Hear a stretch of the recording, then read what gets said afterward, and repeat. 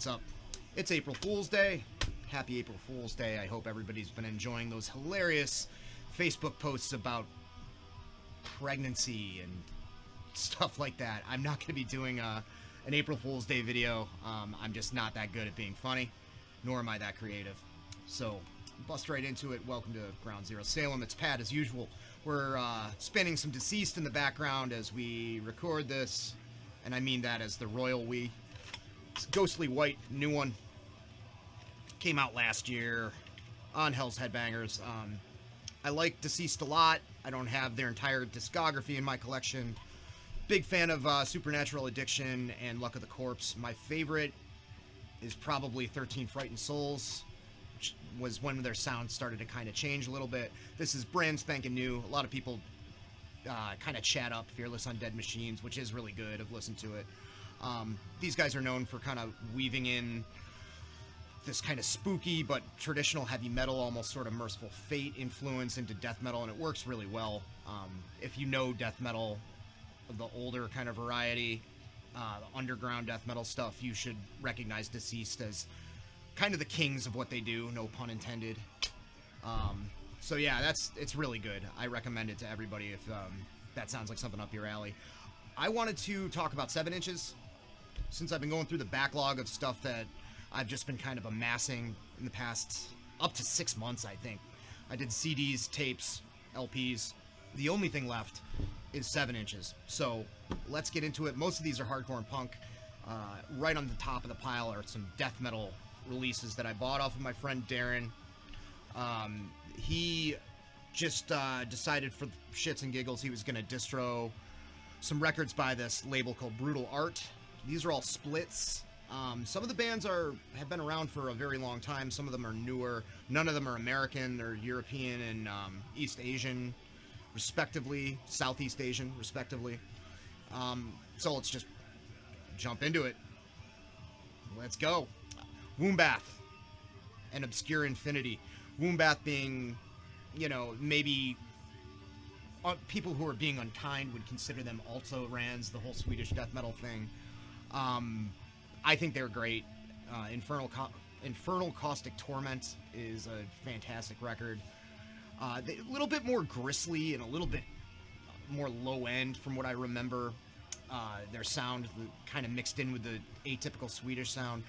This one song on this 7-inch is a lot slower than their early material. A little bit more like tension building. There's a little bit more hints of creepy melody on it. The Obscure Infinity track is also excellent. They're a German band. They involve lots of kind of different elements of that school of death metal, that kind of 90s school. There's a little bit more melodicism on it, as well as like some chanting. The vocals are a little bit more guttural and almost American style. They've got a handful of records out, full lengths, at least like 2 or 3 full length records. I got a couple in a tape trade a couple of years back. I believe I even talked about it on the channel at the time, and they're wicked underrated. They're super good. Next up, Humiliation and Oldskull. Humiliation are from Malaysia, and Oldskull are from Thailand. So these are the Southeast Asian bands. Humiliation, I also have another split of theirs with Decrepitaph, and they're just great meat and potatoes, heavily influenced by mostly Bolt Thrower and maybe Asphyx. Very riffy, plotting in a good way. Lots of big, expansive riffs that aren't too complicated, that stick in your brain. Very warlike. Oldskull are similar, you know, kind of mid-paced, heavier death metal, but I feel like a little bit more Florida, you know. Maybe a little bit more like Deicide. They have these very commanding, enunciated, well, deep, very strong death metal vocals. Very cool cover art there. Got a werewolf. Night Howler is the name of their side of it. And a tank, appropriately enough, with Humiliation. Death Crawling is the name of their side.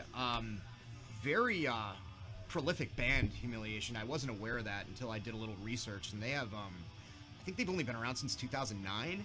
And they have, I don't know, like 4 albums and like tons and tons of splits. Another band that I wasn't really familiar with, and then did a little research and realized they'd been around since like the late 90s, is Paganizer, who are also Swedish. you're not going to get anything that you weren't expecting when you hear the term Swedish death metal. But as you're aware, if you happen to watch this channel semi-regularly, that's not a problem for me. Just good meat and potatoes. Again, meat and potatoes. Good, simplistic, barbaric, well-executed Swedish death metal stuff. Skinned Alive are German, and as you can imagine, they're also Swedish death metal inspired, judging by the fact that's the name of Dismember song. Also very good. Vocals are a little bit deeper than the stereotypical sound you think of when you think of that genre. So that's all the death metal stuff. How many months ago was it? 3 months ago? Something like that. I went and saw Madball at the Middle East. First show I'd been to in a while. Great gig. This band opened, American War Machine.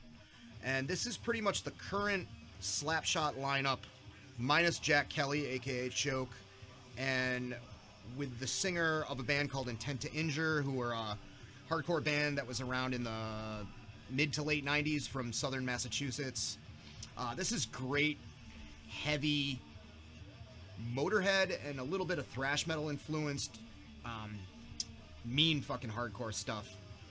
You can hear the Motorhead influence particularly in the song Prey Drive.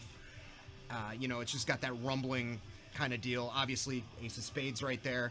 This band is coming out with a new record on Bridge 9, which the 7-inch was released on this month. So I can't wait for that. I was really stoked to find this. This is what like one of those things. I found it in the wild, but I would have ordered it if I didn't run into it at Residency Records. This is a band called Bound. This is a reissue of an issue, I guess, of unreleased songs. They only did a 7-inch, and then I think they kept pretty much the same lineup and turned into a band called Hatchet Face. And the Hatchet Face 2 LP is rivaling Rorschach as far as like just throat falling out of the neck, intensity, you know, kind of a little on the loose side, sort of metallic, but very fast and at times discordant proto-metalcore stuff. Bound were from the Central Mass scene, which like kind of spat out a lot of like pretty original hardcore in the early to mid 90s. There was a band called Dive that was really good. There was Fit for Abuse, which was kind of like one of the few bands in the game at that point that was doing like stripped down raw early 80s negative effects, negative approach kind of hardcore. The drummer on this was Matt Kelly, who's currently playing drums in the Dropkick Murphys, believe it or not.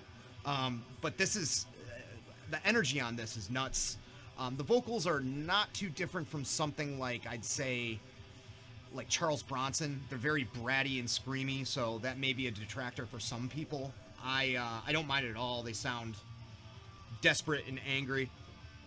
Very nice job of the layout here. There's the insert.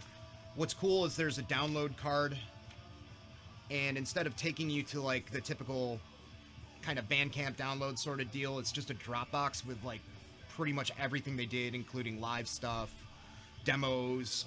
So that's a nice bonus to have. I believe all they did besides this was just another 7-inch, and this is more or less demo material. But this came out on Warthog Speak Records.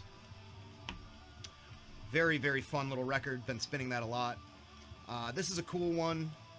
Radio Raheem does it again.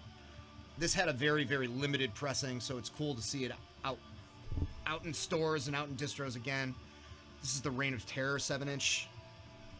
This was a band that featured members of the Stains, the one from California, not the one from Texas that turned into MDC, and Worm. Both bands, I believe, did stuff on SST. He's not credited on this, but somebody on Discogs said that Don Balls from the Germs played drums on this. I don't know if that's true or not. But this was a band, I mean, it was dudes from punk bands that wanted to do something metal. I mean, it is more metallic. There is a little bit more of like almost like a LA sleaze rock vibe on it, but a lot of it just kind of reminds me of like TSOL and Agent Orange, that kind of like West Coast hardcore stuff, which there's nothing wrong with. I like that. The riffing's a little bit tighter, so it does have almost kind of a new wave of British heavy metal or like Sunset Strip sort of feel, but it's still very punk, very West Coast punk. So, cool re-release. I'm never disappointed with the stuff Radio Raheem does. Next up, out of Richmond, we've got Mad Existence. And this is fast hardcore. I feel like a lot of stuff in the area, a lot of people grew up with and got into a lot of hardcore by way of 86 Mentality, who were like kind of a skinhead hardcore band that were influenced heavily by Iron Cross, Negative Approach again, and this is kind of along those lines. It's super barked, kind of strained, oyish, you know, by way of like Hodges from the Foreskins and that kind of stuff. Newer hardcore of this stripe, very blunt, hard hitting. You know, when they go slow, which is rare, you really feel it. It's awesome hardcore. I mean, this stuff is my bread and butter. It's kind of the style I like the most out of all the varying little subgenres and sounds within hardcore. Fixation from Philly isn't too far off. A little bit more, maybe, I don't know, like New York, maybe a little bit of Youth of Today. Vocally, it's kind of that snarled Ray of Today guy from Antidote kind of stuff. Very well produced. You know, it's simplistic hardcore. You know, we're talking the straightforward hardcore kind of stuff, but the bass playing is really good. The drumming's really tight. The tempo changes are really cool. This is on War Records, and cool, like lime green there. But, you know, if you're looking for that kind of 80s style, meaner side of hardcore stuff, either of these two records would take care of you just fine. This I just spun today. I just realized I just got it. This was, you know, if you order stuff from Revelation, I don't even remember what I ordered, but they sent me a couple of free records. This came out in 2009. The band's called Monument to Thieves. Big heavy nod to His Hero Is Gone. Kind of disparate sort of sounds thrown in on this. I feel like this could have come out today, and it came out in a decade ago. It's all right. It's very heavy. It's sludgy. There's some deliberately like kind of mosh pandering parts in it. There's some clean vocals that almost sound like the way they're produced and the way they're sung almost kind of sounds like, I know they're going for something else maybe, but it almost sounds like that kind of pop punky emo kind of thing. They're a little bit on the mournful side. Those vocals are only in one part of the first song, though. It's mostly kind of heavy, moshy, but sort of sludgish at the same time. It's okay. It's worth what I paid for it.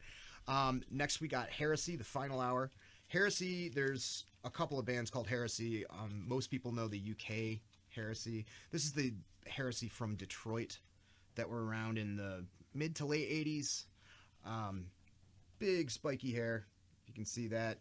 This is a reissue on Outcast Records. I'm not sure if this was originally a EP or demo material pressed on 7-inch. Pretty cool. Insert there, collage. Ripping fast stuff.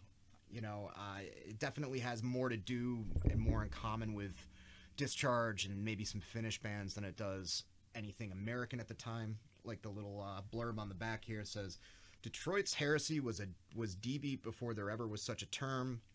Discharge and Ristatet fans take note. This may be one of the heaviest bands you've never heard. Yeah, it's got that influence, you know, that kind of driving, charging sort of rhythmic approach, but it also has, there's just something distinctly Midwestern and American about it, and I can't really put my finger on it.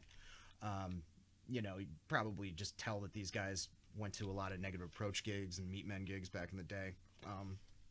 Something very precise about the execution in it that feels very American, not unlike maybe like Crucifix or Final Conflict, even though those bands aren't from the Midwest. Next and last, we've got Holier Than Thou. I bought a bunch of records really cheap off of Discogs, hardcore records that I'll probably end up talking about the LPs soon. At this point, it's, you know, 2 or 3 or 4 months ago that I got that order. But this is Holier Than Thou. This is their 7-inch. We've established that so far. This is on 6 weeks.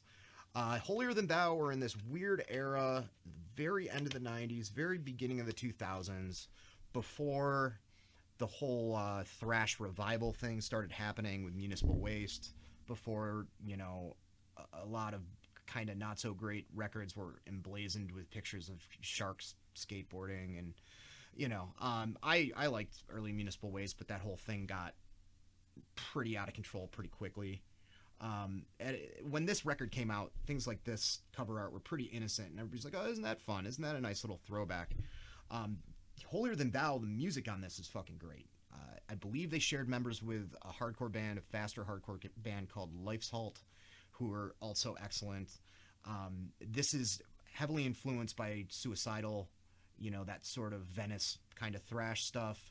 There's a little bit of a power violence feel as far as like the immediacy of it. I'd recommend everything this band did if you're into newer stuff like Dead Heat, Take Offense, bands like that have that distinctly kind of Californian approach to crossover. These guys were in this weird nether realm of none of that stuff really happening that much, and they kind of nailed it. There were other bands too, kind of pre or alongside Municipal Waste, kind of bringing back crossover, like DFA from Canada, who were really good.